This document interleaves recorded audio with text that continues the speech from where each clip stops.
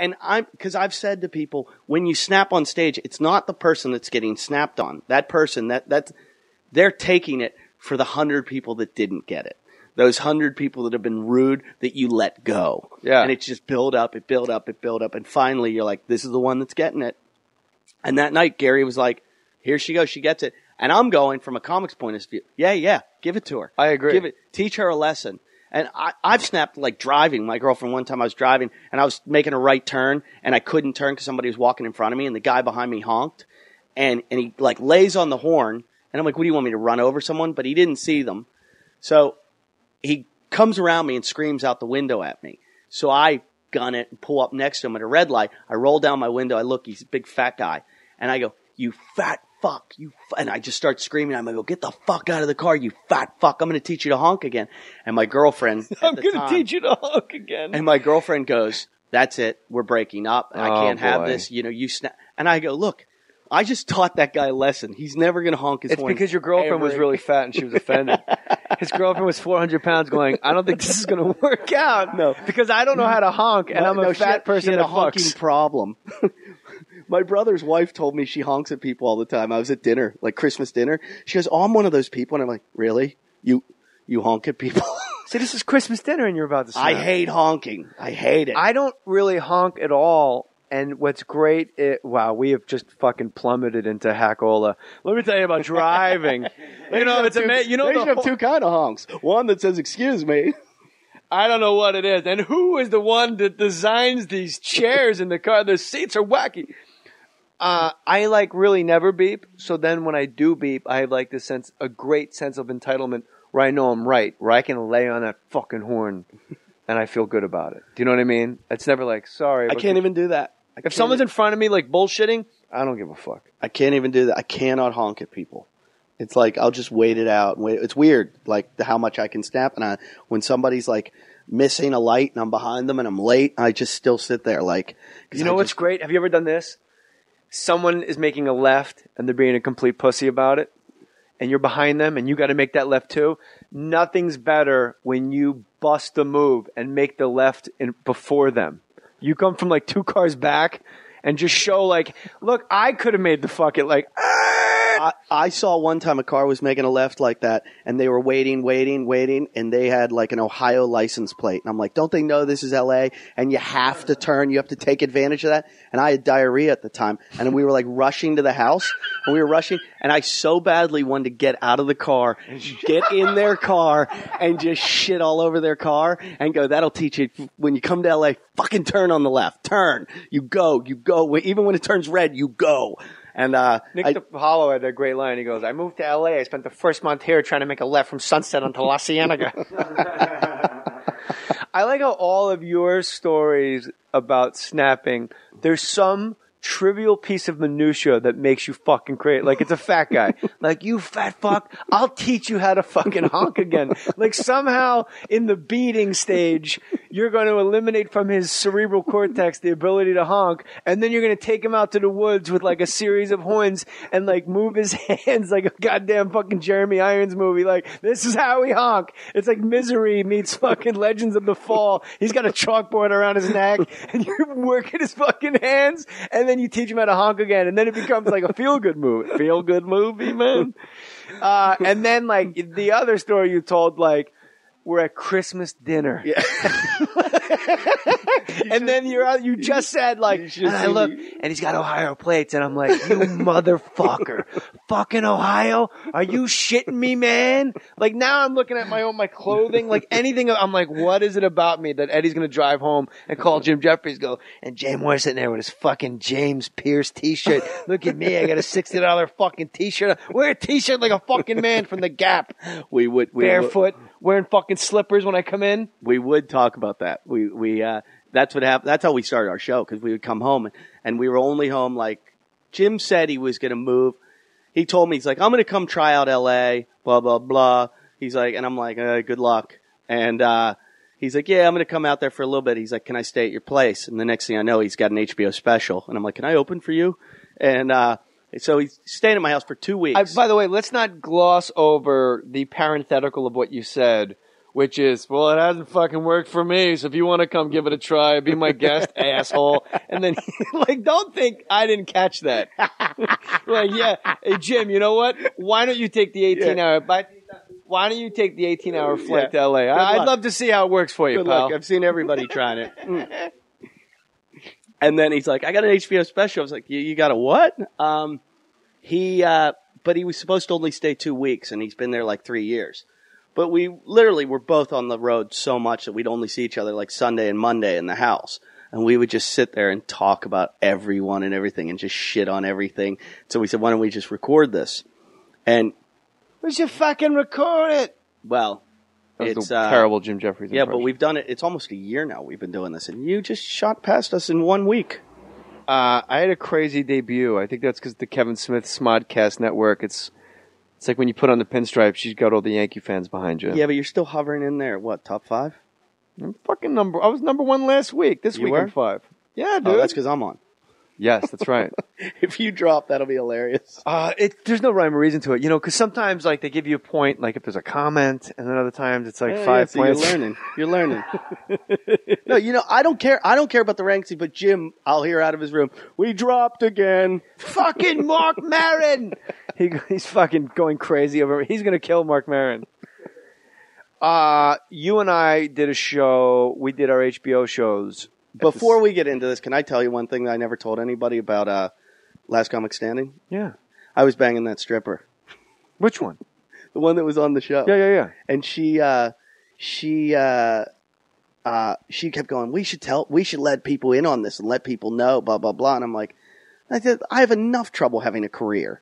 Like, I don't need to, like, make a career out of this shit. And she was like, and they sent the cameras up to my room one day. Oh, she wanted to, like, bubble, like, a spinoff, like, hey, romance is in the air, Last Comic Standing. And I was like, no. Check out these 2 middle acts fucking. Exactly. She wasn't even a middle act. And I was like, I don't need this going on. Right. So, and for some weird reason, I have a filthy sense of humor and really offensive. And I say stuff on the radio and on TV and on stage, but I just kept thinking about my parents, because Last Comic Standing was like all of America watched. Yeah, it was very Disney-esque, and all very I kept clean. thinking was, everybody's going to watch and they're just going to go, this is what Eddie does now.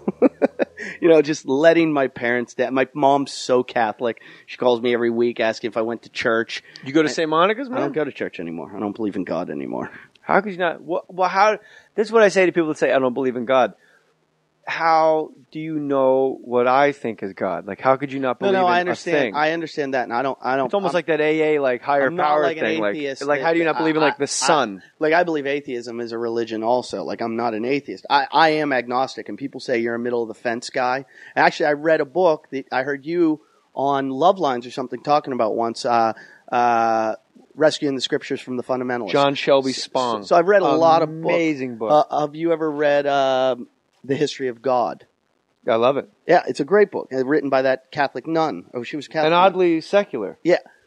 Very weirdly. Right. That's what made trip me out about John Shelby Spong's book. He writes this book. I'm not telling you, I'm telling the listeners. He's the Archbishop of the Episcopalian Church. Yeah. And he writes an entire book about defending gay marriage because people that are against gay marriage say like, well, it says here in the Bible. And he started saying, well, it also says that Lot had sex with his daughters. Right. So if you're going to interpret it literally, then Lot is a pedophile. If Adam and Eve were the first 2 people, then that means we're all just mongoloid, inbred, retarded people. Right.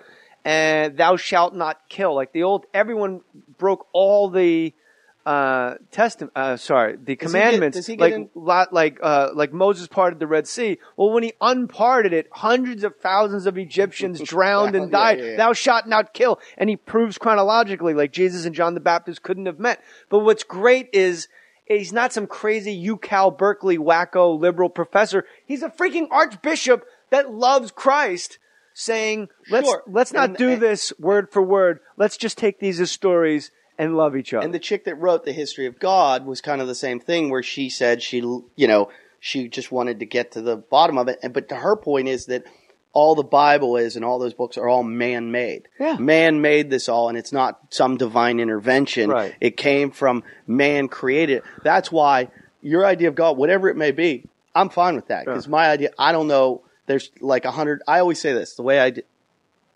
look at it, my dog looks at my MacBook and has no idea how the operating system works. She's a very smart dog, but she doesn't know how it works and never will have the ability to comprehend it. Yeah. Matt Cohen said, I don't know. But like some people do, and humans are capable of it. But we're never, like a dog will never be capable of understanding an operating system. We're never going to be able to be able to understand or comprehend the universe and how it works. We just don't have the capability. So it might be something so beyond our imagination that to put labels on it or to subscribe to anything I say is crazy. Neil deGrasse Tyson, the astrophysicist, when talking about... I like the way you just said that. It was like... I wasn't sure if I was getting the name right. He's so badass. He's the cool black guy. He's always on the Daily Show. He wears like a piano key tie. Yeah. He's the one that said Pluto wasn't a planet and he got like death threats from third graders. He downgraded Pluto. So your fucking 10th planet Jim, they're real fucking morons. There's only... It should be 9th planet Jim because there's only 8 planets. Hey, I had to give them a good plug. Yeah. So he said about higher life forms than us, like extraterrestrials, how would we know? Like we're waiting for this light to come out of the sky. He goes, do you think a snail knows you just walked past it? And when he said that totally bugged me out. Yeah. Like, so for all we know, hey man, let's fucking pass a joint. Yeah. Where's the skull bong? Bruce Lee was very bad, man. I don't smoke pot anymore, and to think that way is very, it's fucking easy. It's, you go, like, how do we know we're not just a cell in the fucking... That old Dennis Miller riff.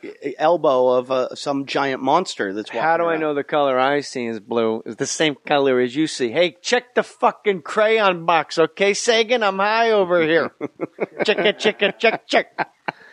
But the whole thing with the Bible is that, and not to go, I mean, we're getting into Rogan territory here, but, and he does it better than anybody. I say that with all the respect and bow down.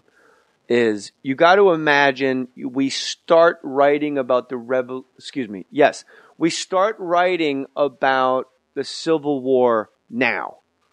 Like today. Right. In 2011, in October, we put pen to paper. This is what went down at fucking... This is what happened at Shiloh, man. Were you there? No. Like no one, when Christ was walking around, they weren't like, holy shit, this guy's pretty... So why do you still go to church then? I love it there. I had a calling. I walked in. I felt at home. I had very odd, mysterious providence type things happen to me. When I go to church, the homily, it's like they've read my file.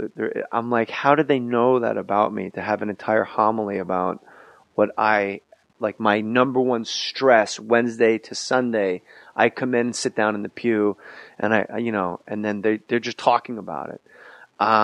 I loved the classes I took. I converted from Presbyterian to Catholicism. That's the weirdest thing I've ever heard of in my whole life. And then I had just a great relationship with Father Tim. The priest was 30. He was the new priest.